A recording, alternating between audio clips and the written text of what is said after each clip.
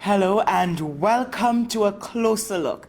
This is the second in a series of webinars organized by the GUT Credit Union. I am Sarana Mitchell and I'm your host. Today's discussion is how to set your student up for success in a new learning environment. My guests here today are Mrs. Shauna Thomas Cuffey and Mr. Jervis Dabrio, both from the Ministry of Education. Mrs. Cuffey, you're a psychotherapist, and you're ICT. I learned something just now. They're both lefties. They're both left-handers. I'm outnumbered. I'm a righty. Okay, so, I will ask both of you to introduce yourselves in a nutshell. Tell me who you are. Ladies first. Miss Lefty. All right, good evening, everyone. Thank you to the listeners for joining us. I am an avid humanist. I am a human services practitioner by profession. Whatever the letters behind my name or whatever I have achieved means nothing if my practice and my sense of dignity as a human being does not translate into what I do. All right? I work with people for a living. Psychology deals with soul. The Greek definition of the word psychology deals with soul. So it means that I'm a soul worker. And working with the soul means we get to motivate, we get to inspire, we get to train, we get to develop. All right? I am a proud mom of one, and that's biological, and I'm a proud mom of many others, right, who were once clients and have come into the fold. And today I'm excited to share with parents on how they can get their children mentally and emotionally ready to start school. So that's just a little bit about me. My favorite fruit happens to be pineapple, so if you have, don't be afraid to send my way. Blessings all. Thank you very much, Mrs. Coffey. Mr. Jervis Dabrio. So I'm going to lead with I love mangoes. So since we're throwing that out, yes. And I'm very easy to find. But by way of introduction, I think many persons, they already know the voice, they know the face, Jervis Dabrio. I think there are really just two things that are important this evening. One, that I am a parent. So for the parents out there, you're talking with someone who understand what's going on with you in your homes and with your young ones. I have two girls. One is 12 and the other one is 8. So one is transitioning into secondary school and the other one is smack dab in the middle of primary school. And the second thing is I'm a teacher.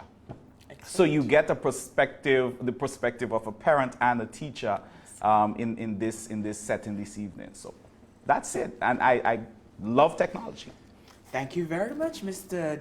Dabrio and Mrs. Cuffey. Since we are talking about fruit also, mine is golden apple. So, the topic. Now, schools were closed March 16, and children were sent home and online. And it was a bit chaotic. They got settled down. Then vacation. Now, Minister of Education is saying that tentatively September 7.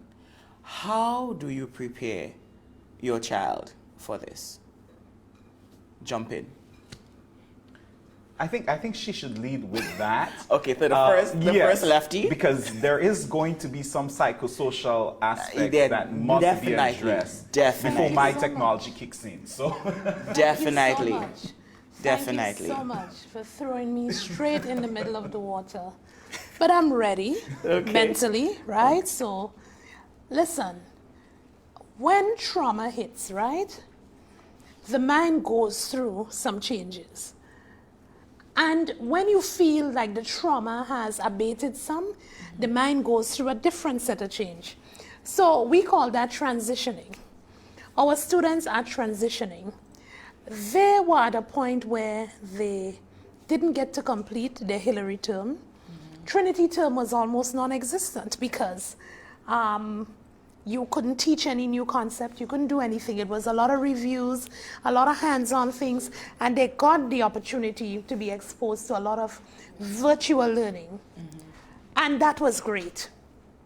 However, psychologists, social psychologists have reported that in 17 countries, studies showed that many students, while they had that virtual experience, in several surveys with young children from 8 all the way up to 18, they reported a 4, meaning need to go back to see their friends. And what does that tell you, right? Definitely. Social interaction is key in the learning process. And we cannot minus the social interaction, because that is where the biggest growth and the biggest psychological development takes place. Now, Abraham Maslow, in his hierarchy of needs, put sense of belonging and actualization right at the top of the pyramid. While some other people would say, well, what they're doing there?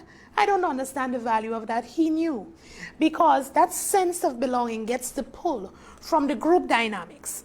And because that is so key, we as parents, teachers, educators, therapists, counselors, we want to make sure that parents know that you have to sit down first and have the talk.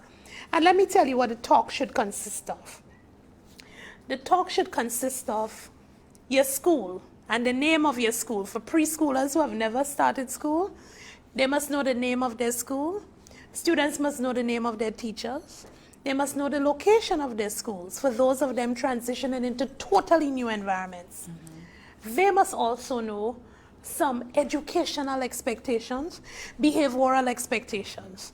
And that's something you generally should do anytime they're entering a new academic term. However, with COVID, it's different. Because guess what? With the behavioral expectations, we have to add the mask. We have to add the periodic hand washing. Okay? We have to add the social distancing. So when you have the talk and you continue to have the talk, they develop that understanding that this is now my new normal. So before, while they were running out and say, Mom, I don't have bus money, or I forgot this, it would be the mask. Yes. So now, instead of hanging the lunch bag and the book bag one way, you have to hang the mask too. Because the mask is part of your school supplies and your school resource. And you know, with adults, even now, when I'm leaving the house, I'm grabbing my bag. Oh, do I have my mask? Before they have the keys, do you have your phone? Yes. Now a mask is added to it. It's So added to the list. Yes. And it helps their brain to also work with their ADL, right? In psychology, we have something called your ADL, which is your additional daily living activities. Generally, before it would be to bathe, to have breakfast, to do, 1 or 2 little things. Now we have to add, putting on the mask and getting COVID-19 ready. So we have to have the COVID-19 ready school talk with them. For some of the younger children, because, when we talk school, we generally talk the others, but I don't want to leave out preschoolers because they're important. They've been looking forward to putting on this little uniform and carry this little cute Big bag, spoon. right, to go into their school, okay? And the KGs. So you want to make a little trip. If the school is in the community, walk by the school. So you see teacher cleaning, you see how they're arranging, that's for you. Because you all are going back to get them into that positive sense and frame of mind. those are things that were done before. So incorporating that in the process now helps to keep it a level of normalcy. That is what we want to do. Yes. We want to normalize, right? And in cases of trauma, one of the major things we do, we look at causative agents, but we also look at normalizing factors. And these are some normalizing factors that could stabilize them for when they actually set foot on the plant. In short, we need structure. We do. We do. And I believe the same thing must be applied when it comes to the technology and how it is used. Absolutely. There must be some structure. It's not just about giving a device and ensuring there is internet access and so forth, but even within the home, and I'm sure we'll come to that later, you want to have that structure. You do not just want the child sitting on the device for the whole day. Well, since you jumped there, let's go there. Yes. Yes, the reason for that, the reason why I'm jumping there is because children, it's addictive. I'm an adult, and it's addictive. It is. And children have that device and nothing else matters. True. How do you structure that? And when you structure it, okay, first question, how do you structure that? How do you how do you structure them and their device? Well, I think it's very important for parents first off, and for the students listening as well, children listening as well, to understand that the home time is not vacation time. It's not. All right, and it cannot be treated like such. So the child cannot be allowed to wake up whenever they want and do whatever. There must be some structure there. It also calls for a certain level of supervision now. Absolutely. Parents have to understand that while they've always been teachers, but they need to be more deliberate when it comes to teaching their children. Maybe not necessarily with the content of the course or the line of study. So they're not called to be geography teachers or physics teachers, but they're called to be teachers in terms of monitoring and ensuring that the child is on task, that what needs to get done gets done. Because with this unstructured approach to school now, we cannot be just about contact time anymore. You know, a child go to school from 8 and they leave at 2:30. No. It now is about being task oriented. If the child has an assignment that must be completed by Friday, then the parent need to ensure that that gets done, because they only have so much contact time with the teacher when they go back to the school based on what the proposed plan is for the upcoming term. So, okay, you're talking about parents and, for example, if the child is at home and the child has to do online schooling, the mother is not there, for example, a high school student, no monitoring. So that student, although you set rules in the house, that student will do what he or she wants to do. And whether or not he or she goes into the Zoom or whether they're in Moodle or whatever, then what do you do? But I'm gonna hand this one over to Ms. Coffey in terms of self-regulation, right? Okay. Because this is something that I believe is key when it comes to how our children and even ourselves interact with technology. We have this notion that by setting digital muzzles, digital restraint, that we can get them to do what needs to be done. So there is a block in terms of what they can access. There is a time limit set on the device, but that is not what you want. If it's a secondary school child, we need to have a conversation with the child and get the child to realize, listen, this is what normal is now. Yes. And you are now in the driver's seat for your education. Yes. I mean, it's a little unfair, I believe, for the child who just a few months ago didn't have that pressure on their shoulder. Yes. But the reality it is here now, and they have to come to grip with it. Parents need to understand and appreciate that as well. And I believe if that conversation happened over time, eventually you will find them self-regulating. I've seen it with my 8-year-old. I've seen it with the 12-year-old. It did not come easy. It took a bit of wrestling, but it happened. I think we sometimes do not give them enough credit for being as resilient or maybe even as responsible as they can be if we allow them to. Okay. So how about self-regulation? Well, self-regulation comes under self-management, right? Okay. So the whole umbrella topic we're moving to is self-management. Now, a child does not wake up, or a teen, and understand all the factors in self-management. That comes with self-awareness. It comes with discipline, conscious discipline. And in conscious discipline, you deal with the frontal lobe decision-making part of the brain. Okay? So you have to rethink certain things that you want to do, looking at consequences, looking at benefits before you actually do them. So I would like to look at a 3-hour movie from 9 to 12. But I have this to complete. It's Tuesday morning, and I have this to complete by Thursday. Behavioral self-management tells you. Now, if that's off, we have a problem, right? Your core values in the home too, right, have to be looked at. Because when students come from a home where the core values are known, it is spoken about, You harp on it, you harp on it, you harp on it. Now listen, parenting is no easy job. Sometimes you either sound like a dog and a parrot, or a dog or a parrot. Because the things you are repeating all the time, you say to yourself, well, I need to get a recorder and just play it. You know? But when you start seeing results, and you realize that this thing hit in the brain and the mind, and these little people start to act, then you say, ah, my parroting was for a reason. So the self-management comes with intentional parenting, which is what Dario was speaking about. Now, intentional parenting is where you put your hand there, and you put it there for a reason. And where those 5 fingers are splayed, they are splayed there until you see some outcome. So even when your back is turned, there's a way to check, there's a way to monitor, because I know with Moodle, information comes to my email. So I know when you send it. And if I find, well, 10:30 and something hasn't been sent, I call. Because we all have a monitoring system.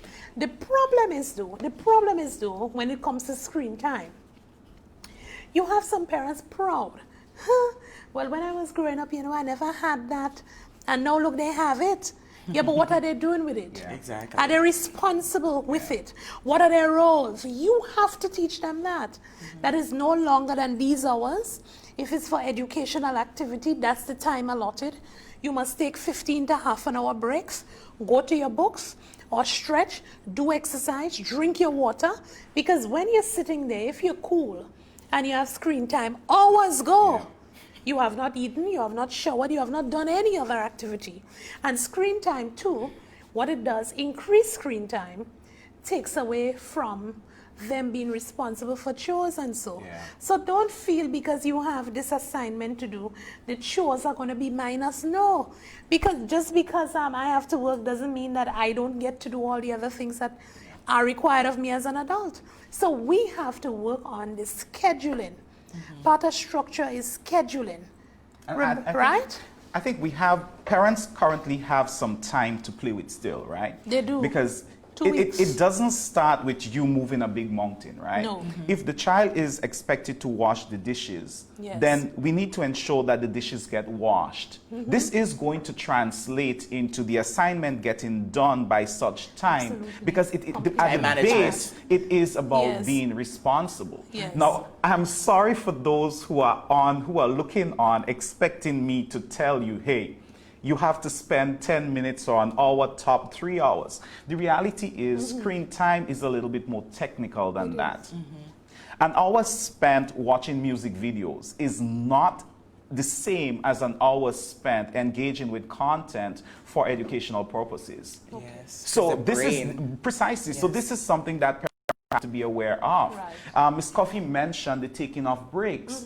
Parents have to be very careful that a break from the educational content is not to have some entertainment on the same screen. A break from the screen is a break from the screen. I remember when I was studying, doing computer work at St. Joseph's Convent, and we were told after a certain amount of time, go outside and stare at the trees. Get your eyes away from the screen and go look at something green. And you were pointing out that after some time online, the students should stretch. And I think that's necessary because myself, doing work on a computer, time goes by and I would forget I didn't eat. Because I'm doing different things online. So it is necessary to structure that as part of the student of your child's life.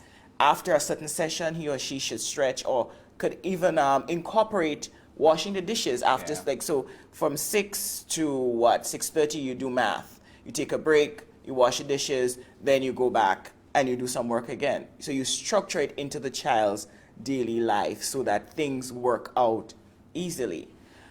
Well, easier. One of the recommendations is really 20-20-20. So for every 20 minutes you spend on the device, you're supposed to take a 20-second break and stare at something that is about 20 feet away from the screen. Okay. So I'm not sure why they sent you guys outside to look at the trees, Yes. but I believe Yes, there it may have was been trees. two good reasons for that. One, because they now get you to focus on something beyond just the screen. You're Yes. focusing further. And secondly, I'm sure you've noticed that with your The- child. the view. When they are looking at that screen, they do not blink as much No. as you should normally. Yes. So if you Yes. go out looking at the Yes. trees, chances are you might look for a bird passing or something, but it helps. It helps to ease the tension that is Yes. created from this constant staring and not enough blinking Yes. when you're at the screen. Yeah. One of the things I've also come across, and it's spoken about often, is that children with a lot of screen time, when that time comes along and you take it away from them, there is that sort of withdrawal symptom. Have you found that, Miss Coffey? Yes, very much so. Because remember, most of them have handheld devices. So even how their hands are and the dexterity in their fingers could be affected when you're holding any handheld device for too long. Yeah, you need to switch that with a book after a while. You really do need to. Okay, and when you look at the fingers that are being used, but they're not getting proper exercise. Sometimes they get cramps, you know. So we want to educate our children on various activities. And one of the psychologists, Dr. Shiraldi, who has been big on psychology today, motivating parents with what to do. She was proposing schedule outdoor time. Schedule outdoor time. Schedule outdoor time. So it's a whole body movement. Yes. A walk, cycle, you know, run, ride something, swim, go throw 2 stones in the river, catch a crayfish if there's any, right? Do something. Okay? But that oxygen flowing through you without you having that fixated element right in the palm of your hands is helpful for the brain, is helpful for the mind, because a healthy brain brings on a well-balanced mind, and that's what you want. For them transitioning back into the classroom or into some sort of routine, educational routine, you want a strong, healthy mind, because they'll need a stronger mentality more so than brain now to really be successful. And I think that parents should start now. School, September is around the corner. Yes, Like since Monday. sometimes, you know, vacation, children sleep longer. And so then the time for bed, the bedtime should return, I have no and the time to plans. wake up should return, so that there is structure. Yes. And then, as you were speaking about it, with structure, you incorporate the different, like if they have to wash the dishes, they pick up a Yes. book more, Yeah. and you know, so that they're ready. They're ready. They're ready for Yeah, what mental is to come. readiness, mental readiness. And in addition to that, I think, you know, parents have to also understand, well, you should know your child, know your children. 2 children in the same house most likely will not learn the very same way. No. So one may be able to consume the content on the device and they're fine, but the other one need to have that physical book. But let me also say here that because our children are digital natives, it is in them. It's what they do. They love it. They will have no problem engaging with that device for hours upon hours. Parents have a responsibility to ensure that they protect their children, even from themselves. Okay, so you know what? We're going to take a break. When we come back, that is what we're going to jump on. No, you are watching A Closer Look, and I'm inviting you to write your questions in. We're going to put them out there, and we're going to have answers for them from Mrs. Coffey and from Mr. Dabrio. And as well as we have menti.com, so you can get ready to go over to, because we have a survey, and the question is, how would you like learning to take place this term? So we'll be back soon.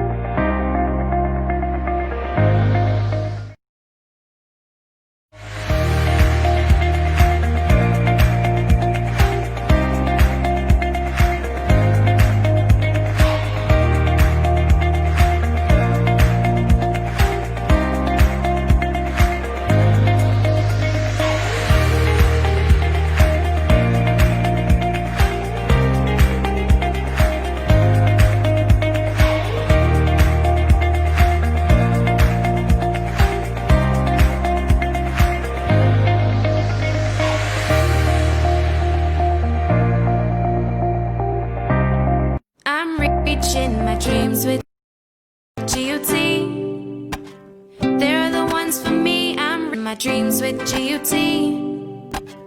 They're the ones for me. Since 1983, they've been solving the like they're financing, giving the people what they want, what they need, what they love. Come and join the family that's here for you all the way. From birth to graduation, your first job to your home and your card through your golden years. The GT Credit Union has been actively supporting nation building through its many sponsorships and programs including Financial Literacy Quiz, Pass the Torch Calypso Program, Junior Cooperatives in Secondary Schools, CPEA, and the TAMCC Grants. The credit union has helped many people make their dreams come true. Let them help you with yours. You don't have to be a teacher to be a member. So what are you waiting for? GUT Credit Union, it's where you belong. I'm reaching my dream. And we are talking about school, preparing our children for school. And my guests today, our guests are Mrs. Cuffy and Mr. Dabrio. And we're talking about our children, getting them prepared in this COVID-19, how to prepare them for what is out there. And this is organized by the Grenada Union of Teachers Credit Union. So let's go back to Mr. Dabrio. Before we went to the break, we were talking about safety online. Yes, and we were talking about, parents' responsibility to protect the children, even to protect them from themselves. Very few children are willing to accept that the technology is addictive. As a matter of fact, they'll tell mommy and daddy, listen, there is no problem here. I'm good. I can put it down whenever I want. And you realize it's a little bit more difficult. And I believe this is where the psychology part of it comes in. What constitutes an addiction? And does the technology present that sort of thing to our boys and girls? I mean, Facebook with its ever-going scrolling, I mean, there's no end to that. YouTube with the constant videos being thrown at you. And I believe that's where the psychology comes in. The parents have to understand that, you have to get them to put on the device at some point in time. Because, with that being said, a lot of parents allow the technology to raise their kids. It's an easy way to get away. I mean, many of us have issues, problems dealing with things. So instead of dealing with it and dealing with the child, you just give them the phone or give them the iPad and you disappear. Or you know. So how? So technology being used as a babysitter, technology being used as a hush mouther. No, none of those are the reasons why that kind of technology was created. But interesting though, Jervis, there have been 4 studies in the last year and a half that said that more people are showing up for therapy because of technology addiction. And the ages span from pretty much 12 and up. In one case, there was a 62-year-old, which I read about, who felt that they could not sleep with the device off. They never knew what it was like to shut off a device till they have backup batteries for the device, just so that they would never be out, off touch. And, when somebody comes to you and they have that kind of addiction, one of the things you have to flag is the hours, right? Does it disrupt your living pattern? So are you sleeping less? Your nutrition is off? Your mentality in terms of, can you have a normal conversation? Has it disrupted your routine so much that you figure you have become antisocial and disinterested in having any human interaction, to the point where you race home from work to get on technology? Those are some telltale signs, and parents need to be forewarned, and they need to be hyper vigilant about things like that. So while I throw it back to the IT person to share on the technological aspect of the addiction, what I have shared, what it caused, what flags you look for, but throwing it right back. Yeah, I think and you mentioned that, right, where some children, you know, they find it difficult to just put down the device. And that is one of the signs that parents need to look Yes. for. When the child who once loved kicking ball outside would now Yes. much prefer kickball on the device. Yes. You need to strike that balance. It's not for you to take that, you know, you should ban the technology and not allow them to use it. No, but there must be a healthy balance between it. Nicholas Carr, he did quite a bit of research, and there's a beautiful book, yes. The Shallows, that explain how deep this thing goes, even to the design level of the technology. yes. So we have to be careful. Do I allow my girls to use technology? I'm a tech person. Of course they use technology, but is there a balance? Yes. Are there days when they have to turn it off and go outside and play and do other things? Yes. I mean, there are days when they know they can only engage with it at a certain time. And my advice to parents is to follow a similar thing. Let the children do the work that they need to do, ensure that it is completed, but do not allow them to just have the technology and, you know, everything just be about it. You know, with what we've been speaking about for the past half an hour, it comes to the need to structure Yes. and to have balance. Yes. Because what study has shown is that the screen time increases weight gain if they don't go outside exercising and so on. You just sit in front of that, or you just sit at it and you're just there and you're lost. Next question, unless anyone else have anything to add to that part of it. Next question. Anxiety and stress. The children, you know, they had to just jump out of school, then they had to go online. Now, the government is talking about a combination, and some children are like, they're anxious. And what if they had to just go back home totally again? What if COVID-19, there's a problem and we have to shut down again, everyone has to go back home? Anxiety, stress, how do we deal Okay, with that? so when you come to stress, right? Stress is anything real or imagined which changes the chemical reaction in the body. Now, in our body, we have hormones. And these hormones go like, you know, you have the little puppet dance. The hormones go like that. You're happy, you have your happy hormones. So your serotonin levels would respond to your emotionality at the time. The children experience the same thing, okay? So what I would suggest, which I generally do, parents need to take their children to their pediatrician. You know, we have a culture where we only take the child to the doctor when they're sick or if they need a shot. We need some medical clearance. I've said it last night in a meeting on Zoom, 300 and something parents, and I'm saying it today with whomever's out there. Get a medical clearance for your child. What are you looking for specifically? Right, so when you go to the pediatrician, you have them do their checks. So they're doing air, they're doing the eye, right? If they can do some blood work, great. Okay, the pediatrician, well, I know my pediatrician would generally ask certain questions. So how do you feel today about so-and-so? I generally would tell the pediatrician how he did on his scores, his report. You know, some things too, you may not agree with, you may not whatever, but I give certain reports. So if your child is involved in a sport and they had an injury and it was healed or whatever, you know, you share those things, right? Because that could impact the child's return. Okay? If a relative died, because that's a source of trauma, that could bring on anxiety, because death is a major stressor as well. Whatever it is, you're supposed to have a great relationship with your child's pediatrician or your child's nurse. Even if you take the child to the medical station, wherever you go with that child, don't bounce around.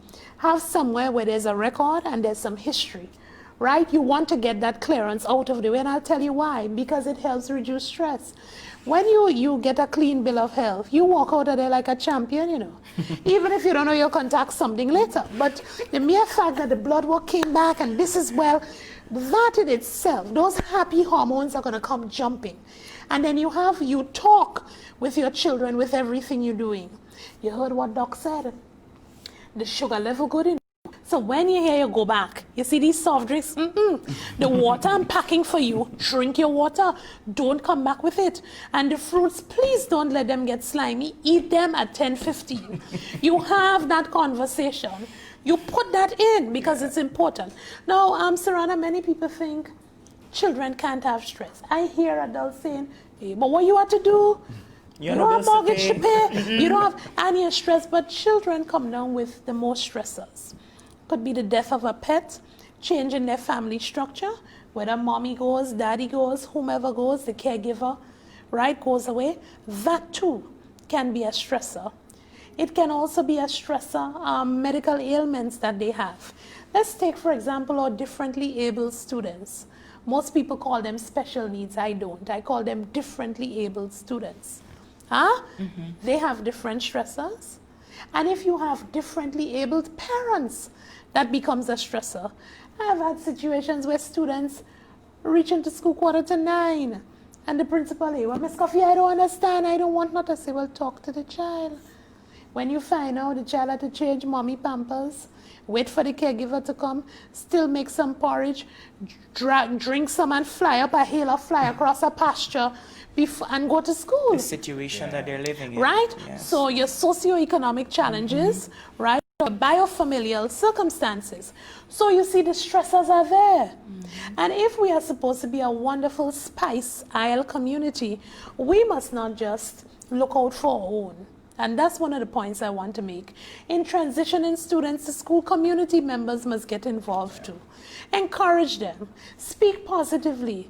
Hey, so you're going to school on the 7th? Lord, I can't wait to see you with the ribbon, the whatever. Tell the boys something. You know, you have to polish the shoe. You wash your school bag already. Start getting them into that zone so it decreases the anxiety. When you prepare them with the talk, the anxiety levels drop because many students have already developed anxiety disorders, and I'll tell you how. When the Form 5s came back, we had students who never tested for any kind of test-taking anxiety before testing high. Why? Because they were home, the doubt, the uncertainty, and guess what? Exam is now multiple choice. Well, thank God I am how many years older? Because you see, me, I am a writer. If you ask me the thing, and I taught literature, so I know how to quote and put my point and so on. This A, B, C, D, E. Right or wrong? What? No, that's not my style. So that would have been a trigger for me.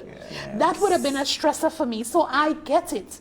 Because when we know how we learn, like Jervis was saying, the tactile learner has to pick up and fiddle around and do. But the auditory learner, you say it and they get it. The visual learner, if you enjoy it, they sit down, they're clueless. Okay? So when we take all of those things under advisement, then we can say, okay, this plan is airtight, because we would have done what you call a differentiated assessment. Differentiated assessment of who we are dealing with takes down the stress levels and it decreases anxiety. And I want to add here as well, for the parents out there, that your child is not going to be stressed out or anxious because of the technology in most cases. No. They're digital natives. It is part of them. They will figure out how to get to whatever they need to get to. They'll figure out how to get this thing to do what they want it to do. The anxiety and the stress is going to come in when the content that comes, they do not know how to get to the bottom of understanding it. Because it might be pitch bad. Maybe the video that they're supposed to look at, it's not a video that appeals to them. Use software and technology to restrain them or keep them from accessing certain things, to just having a conversation. What is right, what is wrong, what is appropriate behavior online? But parents still need to monitor what is going on. It's still a no-no for laptops and computers in bedrooms and so. These are things you need to be aware of. You still need to ensure that the child is sleeping when the child should be sleeping. Or you and the take device that is device not away. Precisely, and the advice here is to have the device come to a common space. When it's bedtime. My bedroom. But I want to say maybe more important is the fact is parents modeling what they want the children to actually practice. Yes. So, Ms. Coffee, it would not be fair for you to tell your son, no device at the dinner table, but you're on your device at the dinner. That's not right. But I want to throw it to her because technology gets blamed quite a lot. Cyberbullying, cyber theft, scams, and so forth. But she mentioned something earlier about values and the importance of that. So when she explains that, then parents, I think, would better understand that, hey, the technology is not to be blamed for somebody cyberbullying somebody. No. There is another issue here that if that was addressed, we wouldn't have that problem. It's basic. Right, Doc? It's a basic one. Absolutely. It's a basic one. She got to tell us about that. Yes. Right? The internet, I call it digiverse. We no longer live in a universe, we're in a digiverse. And the citizens of the digiverse, they have a lot of knowledge. But remember, the citizens are human beings. And just like the digiverse has various platforms, the human being must have a key platform, and that is our value system. So in your value system, the main thing is to build character. True. And when you're building character, you have to be truthful, you have to be honest, you have to be fair, okay? You have to be just. These are only 4 main pillars of character. And let me tell you how that could guide you. If in your value system, truth is key, you must be truthful to you. Honesty, then you won't hack, no right? Fraud. No fraud, okay? You want to be fair. It means that whatever platform I share, I must come in there as a positive global citizen. So I must understand shared space, shared values, shared goals, shared responsibilities, okay? I must be kind. I must be polite, even if I can't reach out and pinch you. But we're on the same platform. So I must not feel to call you 4 eyes and you 4 eyes because, right? I feel you can reach out and knock me back. No, I must be tolerant. I must be respectful. And listen, parents need to have their children go back and look at, you know, shows like the Berenstain Bears and Arthur. Yep. Huh? Yep. Where he sings that song about being tolerant. We need to stop having them think, oh, I'm too big for this. No, anything that has a lesson that you can learn about developing a really good positive character. Refresh their memory. Okay. Refresh their memory, because when they're doing maths, if they don't know their tables, they won't get anywhere. So they have to sing it in their head or write it down. So too, for building character, focus on that. And in addition to that, Jervis, I want to say, right? When most parents get report cards, you know what they're looking at? How much you come? And they're looking at these numbers in the bottom there. You know what Coffee looks at? The social profile. Because if I see respect to authority A, I hit the roof already. When I see cooperation A or B, well, the smile gets deeper. When I see initiative A, I say, yes, Lord. Well, you could run a company. Huh? You're building a human. Yes, you're building a human. Yes. But when you share that with parents, they look at you like you fell off a turnip truck. So I would say to them, yes, you would get 1,000,000 And every Monday morning, you're being called to the principal's office. And the principal says, well, good afternoon, Mr. Dabrio. Well, you know your daughter has great grades, but I'm sorry to call you here again. You know what they're calling you for. So the great grades now is like issuing a disclaimer. You don't want that. You want, based on the sound character you're building, that the value system is in place. And the pillars of character, they are sturdy. Okay. Yeah.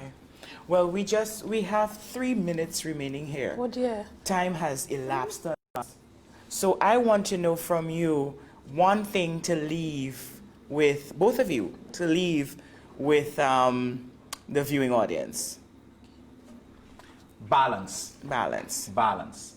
Parents must strike a balance and show that the child spend the time that need to be spent on the device, and the time that need to be spent in nature, interacting with their pets, playing with the friends and so they have close by, though we have COVID and so, but they might be in the same yard, and so that balance is struck. And support the children. Balance and support. Yeah, because I could say for one thing, sometimes in the morning, I would take my daughter, we would walk to the beach. And sometimes she's like, why are we doing this? I don't want to go. I said, we're going. Open your eyes, see the beauty that's around you. We go to the beach, listen to the waves, enjoy what's around you, because that helps to ease stress. Sometimes she's on the device. So no device, we're walking, enjoying Mother Nature. You know, that's important. Thank you very much, Mr. Dabrio, Ms. Coffee. So more oxygen creates less stress and less anxiety. We take in oxygen for a reason. And if you're inside and the place is closed up, it's mostly carbon dioxide. Get the children out. You go out too. Now, COVID-19, because of the lockdown, some people have been inside. And they've been inside here. When you're inside your mind, that is the first stage of depression. Okay, it's acute. And from acute depression, you get chronic. From chronic, you get clinical depression. We don't want to have a society of clinically depressed people because of COVID-19. Okay? So people, you have to diversify your routine. You have to do a little mix-up. Some people are eating heavily starched foods because they're comfort foods. Yes. You have to add your greens, your reds, your colors, you know, cook differently and get some steps in. Do it with the children. They're going to need it. They're going to need it. Make it fun. Make it Yes, fun. Make it fun. Make it fun. Make it fun.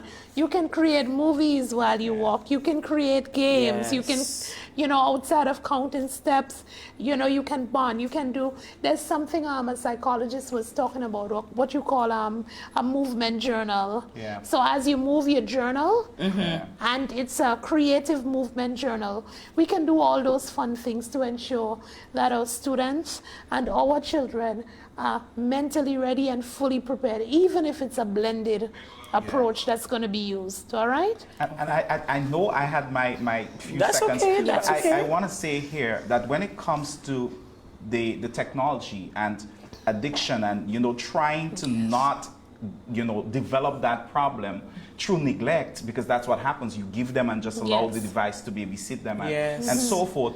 Give them a good alternative. Yes.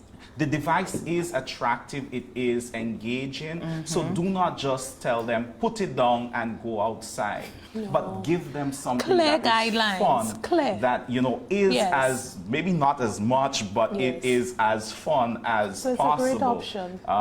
And you would not have that many problems later on. But the I values agree. definitely. So I it's a agree. work in progress It because is. parents who are viewing this are learning. I have learned a lot being here, listening to both of thank you. you. Yes, this was an excellent conversation. With two lefties. I'm the righty, I'm learning. Oh boy.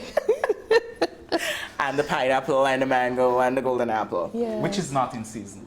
Yeah, it's not. They're not. Huh? But you're in. But you're in. But we're here. Yeah, very present. Oh my gosh. So the discussion today was how to set your child up for success in the new learning environment. Online, you voted. Now, at the end, we're looking at the question you were asked, how would you like learning to take place this term? And before us, we see 23% now for virtual learning. Wow. So that's 23%. In class has gone to 8%, so people have voted. And now the one that won, the hybrid between virtual and in class, is at 69%. So it's clear that people are on board. We need to mix it up so that our children can get the best out of it, because we're living in a time where, especially, for example, people doing science subjects, you know, they have to be there to touch the feel and everything. So thank you very much for being here, Mrs. Coffee and Mr. Dabrio. The lefties, Thank you for having us. the righty. Thank you so much. Thank you for joining. Yes, those of you on Facebook and YouTube. Next week, we are looking at finding a new normal, pushing beyond the barriers for your business to grow for this pandemic. So I am Sarana Mitchell. Thank you so much for joining us. Have a wonderful night. Take care now.